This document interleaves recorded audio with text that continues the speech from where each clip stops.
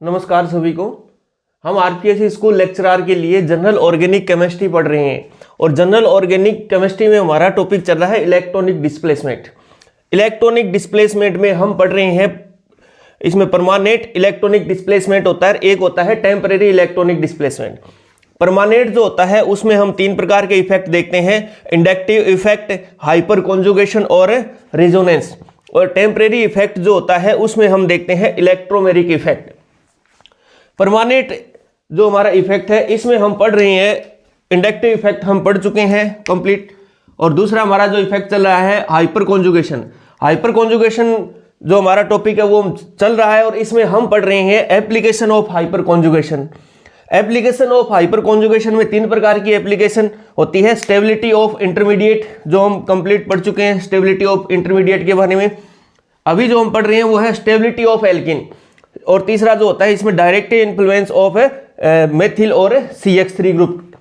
अब बात करते हैं स्टेबिलिटी ऑफ एल्किन। तो स्टेबिलिटी ऑफ एल्किन में हम दो चीजें और पढ़नी है हमें, हीट ऑफ हाइड्रोजिनेशन और हीट ऑफ कंबेशन। तो हम स्टेबिलिटी ऑफ एल्किन हमारा टॉपिक चल रहा है, तो हम इसी से शुरुआत कर रहे हैं। आज हीट ऑफ हाइड्रोजिनेशन से हम स्टार्ट कर रहे हैं।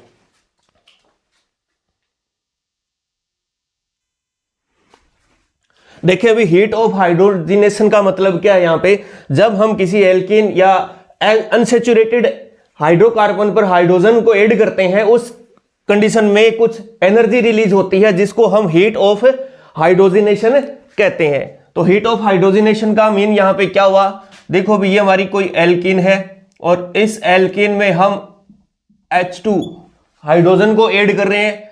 इस कंडीशन में क्या होता है कि यहां से एक पाई बॉन्ड टूट जाता है और दो नए सिग्मा बॉन्ड बनते हैं। इस तरह से एक पाई बॉन्ड टूटेगा और दो नए सिग्मा बॉन्ड बनेंगे और इस तरह से यहां पे हाइड्रोजन ऐड हो जाता है। तब यहां पे क्या होता है कि कुछ हीट रिलीज होती है, एनर्जी रिलीज होती है जिसको अपने डेल एच कहते हैं। और ये एनर्जी रिलीज होती है इसलिए ये नेगेटिव होती है। इसी को हम बोलते हैं हीट ऑफ हाइड्रोजिनेशन। ये जो हमारा डेल एच है इसको हम क्या बोलेंगे, heat of hydrogenation. Heat of hydrogenation कहने का मतलब अनसैचुरेटेड एल्कीन पर हाइड्रोजन का योग करवाने से जो एनर्जी रिलीज होती है उसे हम बोलते हैं हीट ऑफ हाइड्रोजिनेशन। तो अब देखो भी हीट ऑफ हाइड्रोजिनेशन की हम डेफिनेशन लिखें तो क्या लिखेंगे, some amount of energy, some amount of energy, some amount of energy release, some amount of energy released during hydrogenation, तो हाइड्रोजिनेशन के दौरान कुछ एनर्जी रिलीज होती है और ये जो एनर्जी रिलीज हो रही है हमारी, इसी को हम क्या कह रहे हैं, इसी को हम बोले हैं डेल एच, यानी कि यही हमारी क्या होती है, हीट ऑफ हाइड्रोजिनेशन। इसी को हम बोलते हैं heat of hydrogenation, heat of hydrogenation. तो देखो भी हम बात करें अगर एल्कीन की, तो एल्कीन में जब हाइड्रोजन का योग करवाते हैं तब तो यहां पे एक पाई बॉन्ड टूटेगा। तब यहां पे क्या होता है, एक पाई बॉन्ड टूटता है तो हम लिखेंगे ये पाई बॉन्ड जो है वन पाई बॉन्ड जो है वो क्या बनाएगा, तो सिग्मा बॉन्ड बनाता है। एक पाई बॉन्ड टूटकर क्या बनाता है, दो सिग्मा बॉन्ड बनाएगा। वन पाई बॉन्ड किस में कन्वर्ट हो जाएगा, टू सिग्मा बॉन्ड में कन्वर्ट होता है। ठीक है, और यहां पे क्या हो रहा है कि जो sp2 हाइब्रिडाइज्ड कार्बन होता है वो किस में कन्वर्ट हो जाता है, sp3 में कन्वर्ट हो जाता है। तो यहां पे एक पाई बॉन्ड टूटेगा और दो नए सिग्मा बॉन्ड बनते हैं। इस तरह से हाइड्रोजन का योग हो जाता है। इसी प्रकार हम बात करें एल्काइन की, तो एल्काइन में क्या होता है, दो पाई बॉन्ड टूटते हैं। एल्काइन का जब हाइड्रोजिनेशन करवाते हैं तब हमें दो मोल हाइड्रोजन के लेने पड़ते हैं, क्योंकि इस कंडीशन में दो पाई बॉन्ड हमें तोड़ने हैं यहाँ पे। ठीक है, तो यहाँ पे दो पाई बॉन्ड टूटते हैं, तो जब दो पाई बॉन्ड टूटते हैं तो चार नए सिग्मा बॉन्ड बनते हैं। ठीक है, चार नए सिग्मा बॉन्ड बनेंगे और इस तरह से यहाँ पे हाइड्रोजन का एडिशन हो जाता है। इस तरह से यहां पे हाइड्रोजन ऐड हो जाएगा। तो इसे हम बोलते हैं हीट ऑफ हाइड्रोजिनेशन। इस तरह से यहां पे 4 हाइड्रोजन ऐड हो जाते हैं। फिर हम बात करते हैं कि हीट ऑफ हाइड्रोजिनेशन किस पर डिपेंड करता है। तो हीट ऑफ हाइड्रोजिनेशन जो होता है वो नंबर ऑफ मल्टीपल बॉन्ड पर डिपेंड करता है। तो हमें क्या ध्यान रखना है कि heat of hydrogenation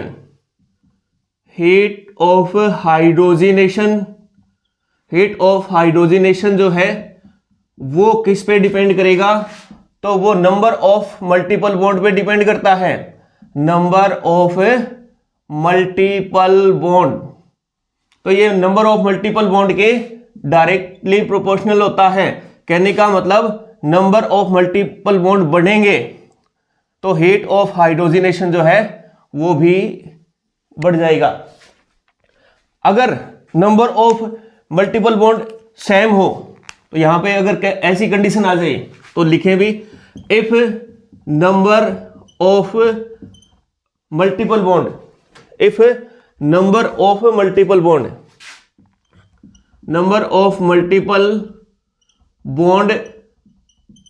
are same, अगर number of multiple bond same हो तब क्या होगा, तब उस कंडीशन में लिखेंगे देन, तब हमें क्या देखना है, पर मोल H2 या फिर और पर मल्टीपल बॉन्ड जो हीट ऑफ हाइड्रोजिनेशन है वो क्या होगी, तो पर multiple bond heat of hydrogenation जो है वो क्या होगी।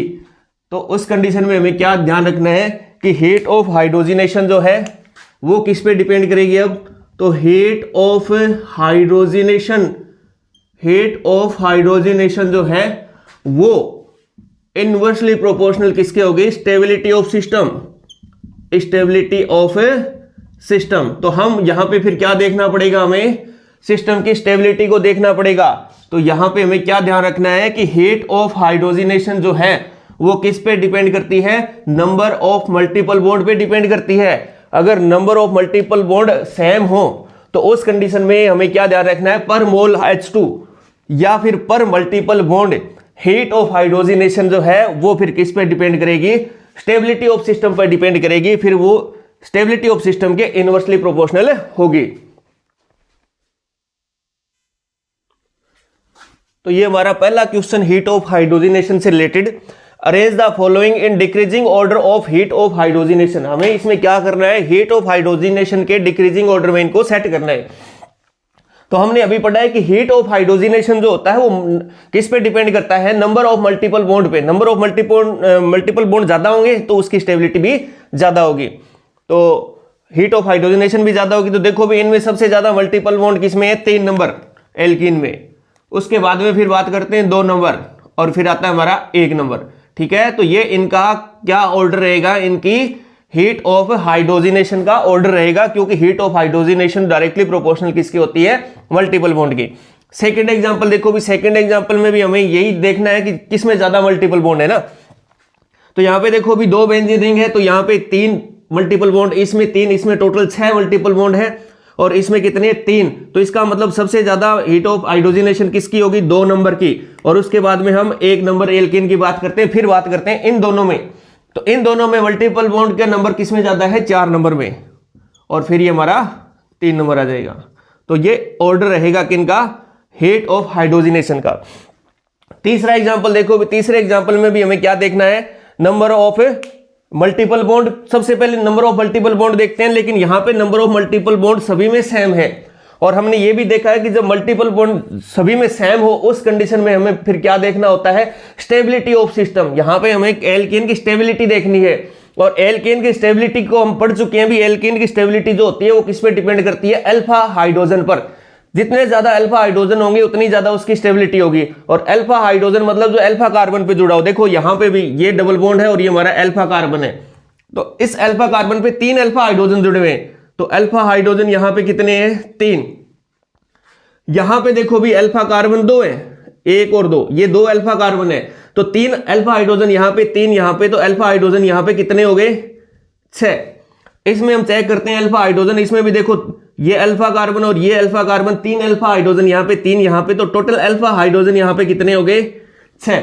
यहाँ पे अल्फा हाइड्रोजन की बात करें तो यहाँ पे देखो ये 4 अल्फा कार्बन है, ये भी अल्फा कार्बन, ये देखो 4 अल्फा कार्बन है, और 4 पे 3 अल्फा हाइड्रोजन है, तो टोटल अल्फा हाइड्रोजन यहाँ पे कितने हो गए हमारे?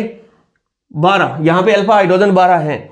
अब देखो इस एग्जाम्पल में भी 2 अल्फा कार्बन है और 2 पे 3 और 3 6 अल्फा हाइड्रोजन जुड़े हुए हैं, तो अल्फा हाइड्रोजन यहाँ पे कितने हुए? 6। तो सबसे ज्यादा यहाँ पे अल्फा हाइड्रोजन जो है वो किसमें है? 4 नंबर एल्कीन में। तो सबसे ज्यादा हीट ऑफ स्टेबिलिटी किसकी है? तो सबसे पहले हम बात करेंगे स्टेबिलिटी की, है ना। तो स्टेबिलिटी सबसे ज्यादा कौन से एल्कीन की हुई? 4 नंबर की। तो स्टेबिलिटी का ऑर्डर जो है वो सबसे ज्यादा स्टेबल कौन सा हुआ? 4 नंबर एल्कीन। 4 नंबर एल्कीन के बाद में देखो भी कौन सी एल्कीन आएगी? अब यहां पे 3 एल्कीन ऐसी है जिनमें number of alpha hydrogen same हो, है ना, 2, 3 और 5। उस कंडीशन में हमें क्या देखना होता है? जब अल्फा हाइड्रोजन सेम हो तब हम देखते हैं सिमेट्रिकल और अनसिमेट्रिकल, है ना। अनसिमेट्रिकल एल्कीन जो होती है वो ज्यादा स्टेबल होती है। तो देखो भी ये और ये, इन तीनों की बात करें 1, 2 और 3, तो इनमें कौन सी? Unsymmetrical alkene. तो ये हमारी कैसी एल्कीन हुई? अनसिमेट्रिकल, है ना। 5 नंबर, तो ये ज्यादा स्टेबल होगी इन दोनों की कंपैरिजन में, है ना। अनसिमेट्रिकल का मतलब हम जानते हैं ना, अनसिमेट्रिकल का मतलब क्या हुआ? डबल बॉन्ड के दोनों और सेम ग्रुप नए हो, है ना। तो इसमें डबल बॉन्ड के दोनों और सेम ग्रुप नहीं जुड़े हुए, इन दोनों में सेम ग्रुप जुड़े हुए हैं। फिर बात करते हैं कि अगर सिमेट्रिकल एल्कीन की बात आ जाए, सिमेट्रिकल एल्कीन, तो सिमेट्रिकल एल्कीन कि हम क्या देखते हैं? फिर उसमें ज्यादा ट्रांस पोजीशन ज्यादा स्टेबल होती है। तो इन दोनों में ये तो पोजीशन कौन सी है? सिस पोजीशन है, और ये कौन सी है? Trans position. तो इसका मतलब अब इनमें स्टेबल कौन होगा? 3 नंबर। और फिर कौन सा आएगा? 2 नंबर। और फिर हमारा सबसे कम स्टेबल कौन सा होगा? 1 नंबर एल्कीन। तो ये तो ऑर्डर हमारा किस चीज का है? स्टेबिलिटी का ऑर्डर है। और हमें किसका ऑर्डर देखना है? हीट ऑफ हाइड्रोजिनेशन का। तो इसका क्या हो जाएगा? अपोजिट हो जाएगा, क्योंकि ये हमने अभी पढ़ा है कि हीट ऑफ हाइड्रोजिनेशन जो होता है वो इनवर्सली प्रोपोर्शनल होता है किसके? एल्कीन की स्टेबिलिटी का।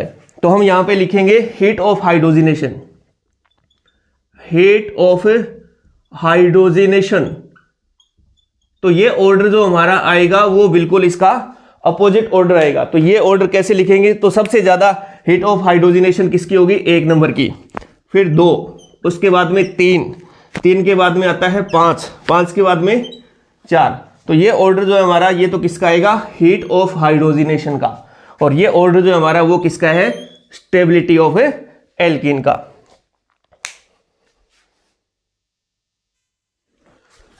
देखो भी सेकंड क्वेश्चन में हमसे क्या पूछा गया है कि which one of the following has smallest heat of hydrogenation पर मोल। तो ये हमें ध्यान रखना है, जब पर मोल नाम आ जाए, तो पर मोल जब भी आता है तो हम स्टेबिलिटी की बात करते हैं, पर मोल जब भी आएगा तब हम किसकी बात करेंगे? स्टेबिलिटी की बात करते हैं, एल्कीन की, है ना। तो अब हमें वह देखना है, उस एल्कीन को पहचानना है जिसकी जो हीट ऑफ हाइड्रोजिनेशन है वो सबसे कम हो। तो हीट ऑफ हाइड्रोजिनेशन सबसे कम किसकी होगी? जिसकी स्टेबिलिटी क्या होगी? सबसे ज्यादा होगी। तो स्टेबिलिटी किसकी ज्यादा होगी? क्योंकि ये इनवर्सली प्रोपोर्शनल होते हैं, तो सबसे ज्यादा स्टेबिलिटी किसकी है? देखें भी 1 ब्यूटीन, फिर बात करें ट्रांस 2 ब्यूटीन और सिस 2 ब्यूटीन, और यहां पे क्या लिख दिया? 1,3 ब्यूटाडाइन। डाइन का मतलब क्या हुआ? यहां पे डबल बॉन्ड कितने आ गए?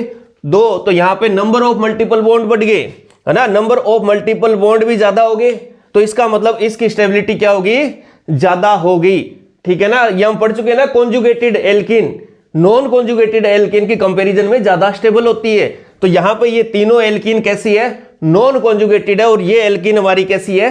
कॉन्जुगेटेड एल्कीन है। तो इसका मतलब ये सबसे ज्यादा स्टेबल है, और सबसे ज्यादा स्टेबल इन तीनों में, तो देखो चारों में सबसे ज्यादा स्टेबल, तो इसकी हीट ऑफ हाइड्रोजिनेशन सबसे कम होगी। हमारा आंसर होगा डी। नेक्स्ट क्वेश्चन देखें भी, arrange the following in decreasing order of heat of hydrogenation पर मोल। तो यहां पर भी पर मोल की बात चल रही है, और पर मोल की बात आएगी तो हम किसको देखेंगे?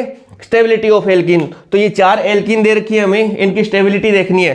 तो देखो भी ये ए और सी जो है वो तो नॉन कॉन्जुगेटेड एल्कीन है, बी और डी जो है वो कॉन्जुगेटेड है, तो इसका मतलब ये दोनों ज्यादा स्टेबल है। अब कॉन्जुगेटेड में भी ज्यादा स्टेबल कौन सी होगी? जिसमें नंबर ऑफ मल्टीपल बॉन्ड ज्यादा होंगे। तो बी और डी में ज्यादा स्टेबल कौन सी हुई हमारी, डी। तो सबसे ज्यादा स्टेबल, तो पहले हम किसका ऑर्डर लिखेंगे, स्टेबिलिटी का। तो हम सबसे पहले ऑर्डर लिख रहे हैं स्टेबिलिटी का। सबसे ज्यादा स्टेबल यहां पे कौन सी एल्कीन है, डी। डी के बाद में फिर ये कॉन्जुगेटेड नंबर बी, तो है ना, तो फिर डी के बाद में कौन सा आएगा, बी।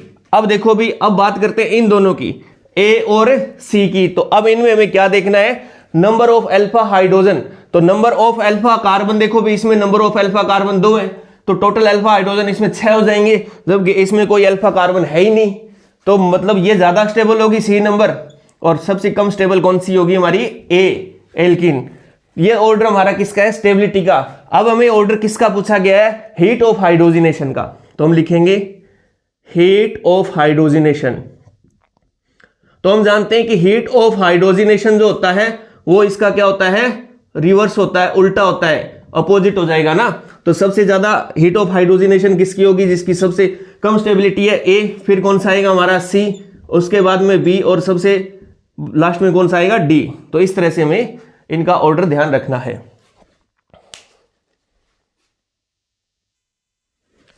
अब हम बात करते हैं हीट ऑफ कंबेशन की। बात करें तो हीट ऑफ कंबेशन का मतलब क्या है, समझे भी। जब हम किसी हाइड्रोकार्बन को जलाते हैं, ठीक है, उसका कंबेशन करते हैं, उस दौरान क्या निकलती है, CO2 गैस निकलती है और वाटर मॉलिक्यूल निकलता है, तब कुछ एनर्जी रिलीज होती है, उसी एनर्जी को हम हीट ऑफ कंबेशन कहते हैं। तो इसको समझें भी, ये हमारा हाइड्रोकार्बन है, हाइड्रोकार्बन, ठीक है। हाइड्रोकार्बन को जब हम जलाते हैं तो O2 की प्रेजेंस में जब हम इसको जलाएंगे, इस दौरान CO2 और प्लस में H2O। अब यहां पे कुछ एनर्जी रिलीज होती है, हीट रिलीज होती है, देखो भी डेल H जो है वो रिलीज होती है नेगेटिव, तब हम इसी को हम क्या बोल देंगे, हीट ऑफ कंबेशन। तो ये हमारा क्या है, हीट ऑफ कंबेशन है, हीट ऑफ कंबेशन, इसको बोलते हैं हीट ऑफ कंबेशन। तो हम इसकी डेफिनेशन लिखें तो क्या लिखेंगे, some energy, some amount of energy, है ना। तो लिखेंगे some amount of energy, some amount of energy released, some amount of energy released during combustion of hydrocarbon, during combustion of hydrocarbon के दहन के दौरान कुछ एनर्जी रिलीज होती है, ठीक है। इसी एनर्जी को हम क्या बोलेंगे, इस एनर्जी को हम क्या बोल देंगे, हीट ऑफ कंबेशन। इसको हम बोलते हैं हीट ऑफ कंबेशन। ये हमारा हीट ऑफ कंबेशन होता है। फिर बात करते हैं कि हीट ऑफ कंबेशन जो है वो किस पर डिपेंड करती है, हीट ऑफ कंबेशन जो है वो किस पे डिपेंड करती है। तो इसकी डिपेंडेंसी की बात करें तो हीट ऑफ कंबेशन जो होती है वो किस पे डिपेंड करती है, वो नंबर ऑफ कार्बन एटम पर डिपेंड करती है। तो हीट ऑफ कंबेशन जो है वो डायरेक्टली प्रोपोर्शनल होगी number of carbon atom, number of carbon atom, कहने का मतलब जितने ज्यादा कार्बन एटम होंगे तो उसकी हीट ऑफ कंबेशन जो है वो भी क्या होगी, उतनी ही ज्यादा होगी। लेकिन नंबर ऑफ कार्बन एटम्स अगर सेम हो, उस कंडीशन में ये किस पे डिपेंड करेगी। तो देखें भी, यहां पे हम लिखे if number of carbon atom are same, if number of carbon atom are same, then तब क्या होगा, देन तो उस कंडीशन में हीट ऑफ कंबेशन जो है वो किस पे डिपेंड करती है। तो देखें भी, heat of combustion, then heat of combustion, heat of combustion जो है वो किस पे डिपेंड करेगी, वो डिपेंड करेगी potential energy of hydrocarbon, potential energy of hydrocarbon, वो पोटेंशियल एनर्जी पे डिपेंड करेगी, किसके, हाइड्रोकार्बन की। तो ये हमें ध्यान में रखना है। तब किस पे डिपेंड करती है, heat of कंबेशन, potential energy of hydrocarbon. तो अब हमें यह भी पता होना चाहिए कि पोटेंशियल एनर्जी किस पे डिपेंड करती है।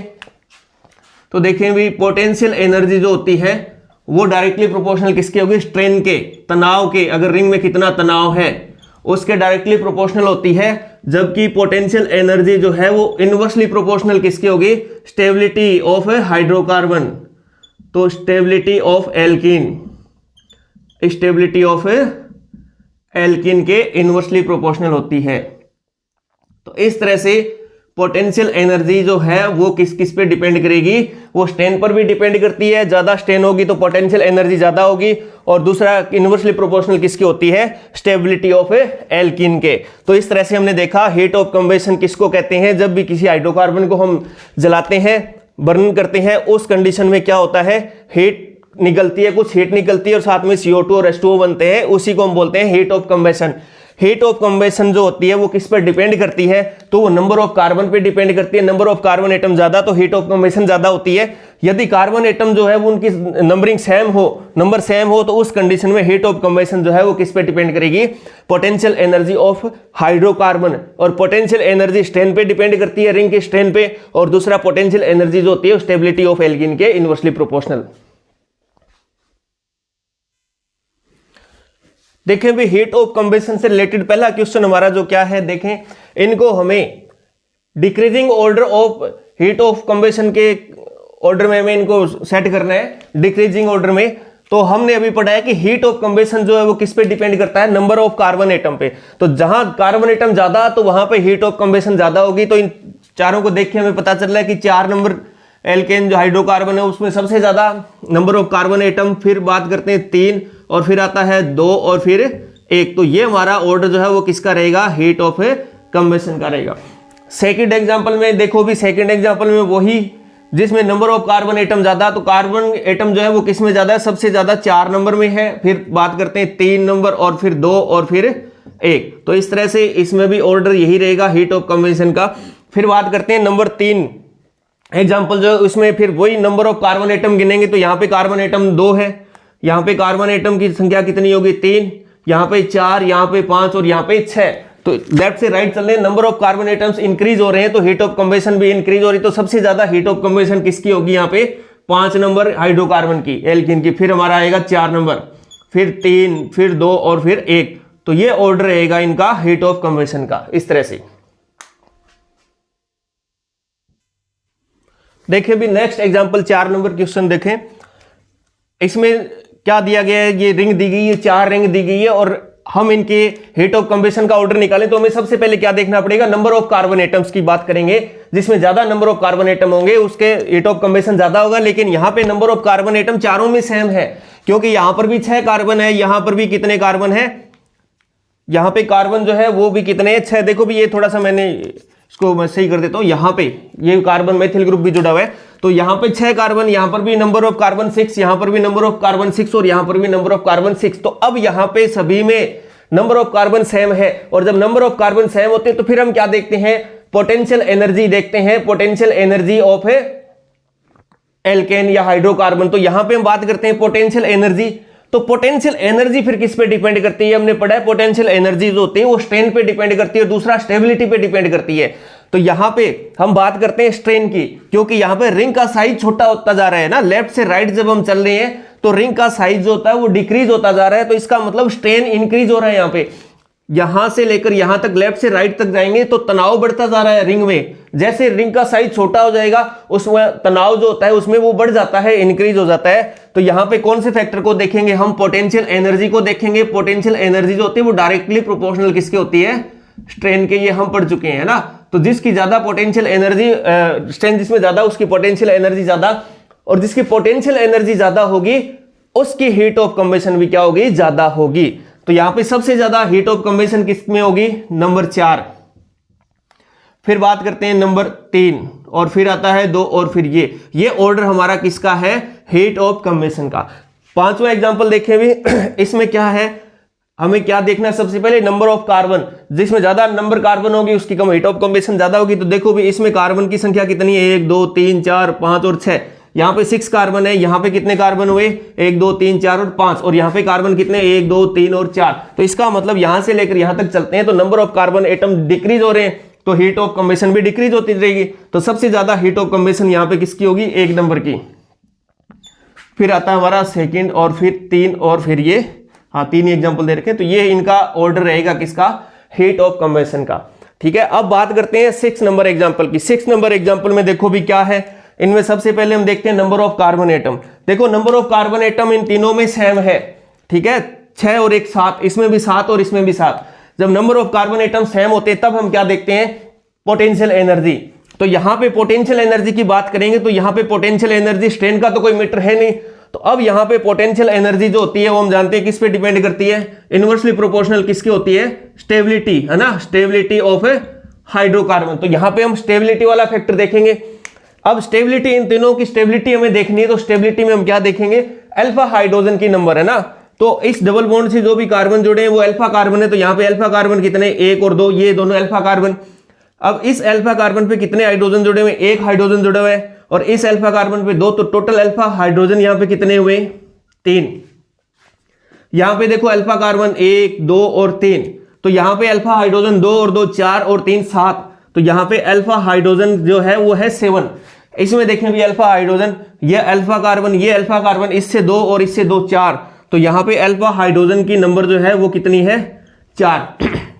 तो इसका मतलब जिसमें ज्यादा अल्फा हाइड्रोजन वो ज्यादा स्टेबल होगा, और जो ज्यादा स्टेबल होगा उसका हीट ऑफ कम्बशन उतनी क्या हो जाएगी, कम हो जाएगी। तो यहां हम दोनों ऑर्डर लिख लेते हैं। सबसे पहले तो हम ऑर्डर लिखेंगे इनकी स्टेबिलिटी का, और फिर हीट ऑफ कम्बशन का ऑर्डर लिखेंगे। तो इनकी स्टेबिलिटी की बात करें तो इनकी स्टेबिलिटी का ऑर्डर जो है वो क्या रहेगा, सबसे ज्यादा स्टेबल कौन सा होगा, हमारा सेकंड। और फिर बात करेंगे 3 नंबर का एल्कीन, और फिर आता है हमारा 1।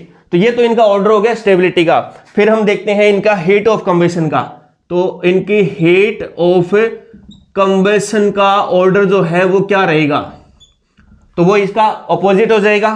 तो सबसे ज्यादा हीट ऑफ कम्बशन 1 के, फिर 2 और फिर 3, 3 और लास्ट में 2, है ना, ठीक है। सबसे कम हीट ऑफ कम्बशन किसकी होगी, 2 नंबर एल्कीन की होगी। तो देखो भी एप्लीकेशन ऑफ हाइपर कॉन्जुगेशन में हमने एप्लीकेशन जो है 2 एप्लीकेशन हमने पढ़ ली। ये तुम्हारी तीसरी एप्लीकेशन है, डायरेक्टिव इन्फ्लुएंस ऑफ CH3 और CH3 ग्रुप, ठीक है। तो इनका क्या इफेक्ट रहने वाला है, इसको हमें पढ़ना है। डायरेक्टिव इन्फ्लुएंस का मतलब क्या होता है कि ये कैसे समूह है, अब अभी हम बात करते हैं इनमें। तो देखो भी जब किसी बेंजीन रिंग के ऊपर जब किसी बेंजीन रिंग के ऊपर कोई भी इलेक्ट्रॉन रिलीजिंग ग्रुप जुड़ जाए, जब किसी बेंजीन रिंग के ऊपर कोई भी इलेक्ट्रॉन रिलीजिंग ग्रुप जुड़ जाए, तो जैसे कि हमने मेथिल ग्रुप जोड़ दिया, तो ये जो ग्रुप है हमारा कैसा इफेक्ट शो करता है, +H इफेक्ट शो करता है। और +H इफेक्ट शो करता है, इसका मतलब क्या होता है कि ये बेंजीन रिंग को सिग्मा इलेक्ट्रॉन देता है। तो ये इलेक्ट्रॉन जब इसको देगा बेंजीन रिंग को, तब क्या होगा, तो उस कंडीशन में ये पाई इलेक्ट्रॉन इस कार्बन पे आएंगे, और इस कार्बन पे कैसा चार्ज आ जाएगा, नेगेटिव चार्ज आएगा। अब क्या होगा, ये नेगेटिव, तो ये इलेक्ट्रॉन वापस यहां आएंगे, तो उस कंडीशन में ये पाई इलेक्ट्रॉन यहां इस कार्बन पे आएंगे, तो नेगेटिव चार्ज यहां आ जाएगा। फिर ये इलेक्ट्रॉन वापस यहां जाएंगे, तो उस कंडीशन में ये पाई इलेक्ट्रॉन यहां आएंगे, तो यहां पे नेगेटिव चार्ज आ जाएगा। तो इस तरह से हम देख रहे हैं कि जब कोई इलेक्ट्रॉन रिलीजिंग ग्रुप जुड़ा हो जो कि +H इफेक्ट शो करने वाला हो, उस कंडीशन में बेंजीन रिंग पे ऑर्थो और पैरा पोजीशन पे नेगेटिव चार्ज आ जाता है। अब यहां पे कोई भी इलेक्ट्रोफाइल जो है वो जुड़ता है इस बेंजीन रिंग पे, तो वो कहां पे जुड़ेगा, जहां पे इसको नेगेटिव चार्ज दिखेगा।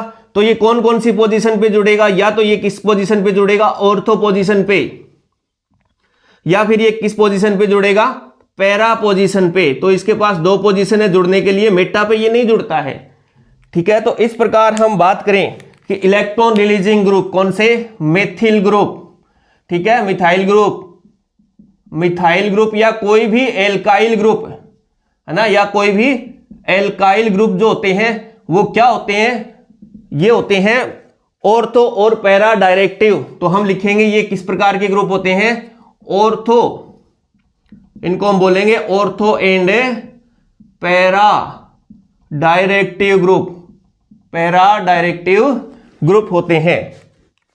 अब देखें भी इसी प्रकार यदि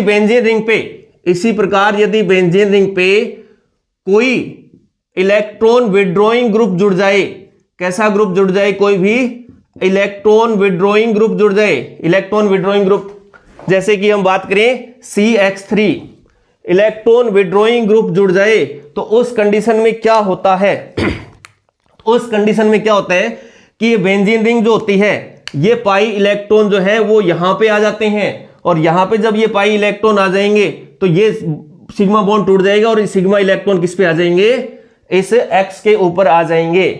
तब देखें भी इस कार्बन पे पॉजिटिव चार्ज आ जाएगा, इस कार्बन के ऊपर पॉजिटिव चार्ज आ जाता है। अब इस पॉजिटिव चार्ज जो आ गया तो फिर ये पाई इलेक्ट्रॉन यहां आएंगे, जब ये पाई इलेक्ट्रॉन यहां आएंगे तो फिर पॉजिटिव चार्ज इस कार्बन पे आ जाएगा। अब ये पाई इलेक्ट्रॉन वापस यहां आएंगे तो पॉजिटिव चार्ज इस कार्बन पे आ जाता है। तो इस प्रकार हम क्या देख रहे हैं कि जब इलेक्ट्रॉन विड्रॉइंग ग्रुप जुड़ा हो तो क्या होता है, ऑर्थो और पैरा पोजीशन पे पॉजिटिव चार्ज आ जाता है। अब यहां पर कोई भी इलेक्ट्रोफाइल जुड़े तो इलेक्ट्रोफाइल कहां जुड़ेगा बताओ भी, ऑर्थो पोजीशन और पैरा पोजीशन पे तो नहीं जुड़ पाएगा क्योंकि यहां पे तो ऑलरेडी पॉजिटिव चार्ज है। तब यह जुड़ता कौन सी पोजीशन पे है, ये जुड़ता है मेटा पोजीशन पे। तब कौन सी पोजीशन पे जुड़ सकता है, ये मेटा पोजीशन पे जुड़ता है, तब ये मेटा पोजीशन पे जुड़ता है। तो इस प्रकार हम कहेंगे यहां पे कौन सा इफेक्ट है, माइनस एच इफेक्ट। यहां पे कौन सा इफेक्ट है, माइनस ऋणात्मक हाइपर कॉन्जुगेशन इफेक्ट है। तो अब हम बोलेंगे भी कोई भी इलेक्ट्रॉन विड्रॉइंग ग्रुप, जैसे कि बात करें CF3 या CCl3 या हम बात करें CBr3 या CI3, तो कहने का मतलब CX3 ग्रुप जब जुड़ा हो किस पे, बेंजीन रिंग पे, तब कौन सा डायरेक्टिव होगा, ये मेटा डायरेक्टिव ग्रुप बोलते हैं। तब इसको हम क्या बोलते हैं, मेटा डायरेक्टिव ग्रुप होता है, ये मेटा डायरेक्टिव ग्रुप।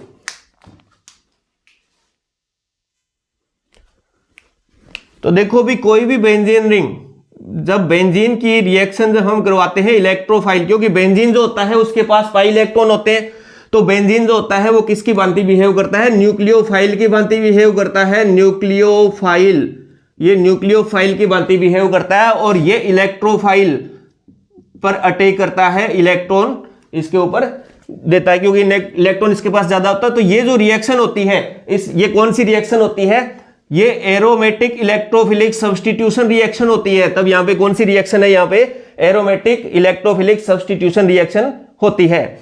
अब देखिए भी इस बेंजीन रिंग पे अगर यहां पे कोई भी हम ऐसा ग्रुप जोड़ दें, इस बेंजीन रिंग पे कोई भी ऐसा ग्रुप जोड़ दें जो कि क्या हो, इलेक्ट्रॉन रिलीजिंग ग्रुप हो, जो कैसा ग्रुप हो, इलेक्ट्रॉन रिलीजिंग ग्रुप हो, यानी कि वो कौन सा इफेक्ट शो करने वाला हो, प्लस एच इफेक्ट शो करने वाला ग्रुप हो। तब उस कंडीशन में क्या होगा, ये ग्रुप क्या करेगा, इस बेंजीन रिंग पे इलेक्ट्रॉन डेंसिटी को इंक्रीज करेगा। तब इसकी इलेक्ट्रॉन डेंसिटी जो है वो क्या हो जाएगी, इंक्रीज। तो लिखेंगे इलेक्ट्रॉन डेंसिटी जो है वो क्या हो जाएगी, हमारी इंक्रीज हो जाती है। और जब इलेक्ट्रॉन डेंसिटी इंक्रीज हो जाएगी, जब यहां पे इलेक्ट्रॉन बढ़ जाएंगे तो ये इलेक्ट्रॉन आसानी से दे पाएगा, तो इसकी न्यूक्लियोफिलिसिटी भी इंक्रीज हो जाती है। तब हम लिखेंगे इसकी न्यूक्लियोफिलिसिटी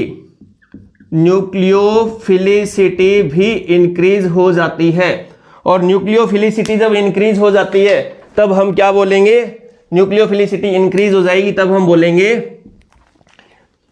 इसकी रिएक्टिविटी बढ़ जाएगी किस रिएक्शन के प्रति, एरोमेटिक इलेक्ट्रोफिलिक सब्स्टिट्यूशन रिएक्शन के प्रति। तब हम बोलेंगे reactivity increase, reactivity towards aromatic electrophilic substitution reaction, reactivity towards aromatic electrophilic substitution reaction, ठीक है, क्या हो जाएगी हमारी, इंक्रीज हो जाती है, इंक्रीज हो जाती है इस रिएक्शन के प्रति। ठीक है, तो इस प्रकार हमने देखा भी कोई भी इलेक्ट्रॉन रिलीजिंग ग्रुप जुड़ा हो तब इलेक्ट्रॉन डेंसिटी बढ़ जाएगी और न्यूक्लियोफिलिसिटी जो है वो इस बेंजीन रिंग की बढ़ जाएगी और एरोमेटिक इलेक्ट्रोफिलिक सब्स्टिट्यूशन रिएक्शन के प्रति इसकी रिएक्टिविटी भी क्या हो जाएगी, इंक्रीज हो जाती है। फिर हम बात करें कि इस बेंजीन रिंग पे अगर कोई ऐसा ग्रुप जुड़ा हो जो कि क्या हो, इलेक्ट्रॉन विड्रॉइंग ग्रुप हो। इस बेंजीन रिंग के ऊपर कोई ऐसा ग्रुप जोड़ दें जो कि इलेक्ट्रॉन खींचने वाला ग्रुप हो। कहने का मतलब इलेक्ट्रॉन विड्रॉइंग ग्रुप जोड़ दें हम इस बेंजीन रिंग के ऊपर कोई भी ऐसा ग्रुप जोड़ दें जो कि इलेक्ट्रॉन खींचने वाला ग्रुप हो, तो वो कौन सा इफेक्ट शो करेगा, फिर वो प्लस एच इफेक्ट शो करता है, sorry minus H effect show करेगा। और माइनस एच इफेक्ट शो करेगा तो ये क्या काम करेगा, इस बेंजीन रिंग से इलेक्ट्रॉन खींचेगा तो यहां पे इलेक्ट्रॉन डेंसिटी को क्या कर देगा, कम कर देगा। तो यहां पे इलेक्ट्रॉन डेंसिटी जो होती है वो डिक्रीज हो जाएगी। और जब इसकी इलेक्ट्रॉन डेंसिटी डिक्रीज हो जाएगी, कहने का मतलब यहां पे इलेक्ट्रॉन डेंसिटी कम है तो इसको इलेक्ट्रॉन देने की जो टेंडेंसी वो भी कम हो जाएगी। इसका मतलब क्या हुआ कि न्यूक्लियोफिलिसिटी जो है वो भी इसके डिक्रीज हो जाती है। इसकी न्यूक्लियोफिलिसिटी जो है वो भी क्या हो जाती है, डिक्रीज हो जाती है। इसका मतलब इसकी इस रिएक्शन के प्रति रिएक्टिविटी भी डिक्रीज हो जाएगी। तो लिखेंगे reactivity towards aromatic electrophilic substitution reaction जो है वो क्या हो जाएगी, हमारी डिक्रीज हो जाएगी। इसकी रिएक्टिविटी जो है वो क्या हो जाएगी, अब डिक्रीज हो जाती है। तो इस प्रकार हमने कंप्लीट हाइपर कॉन्जुगेशन को पढ़ लिया है और नेक्स्ट क्लास में हम अगला इफेक्ट शुरू करेंगे रेजोनेंस।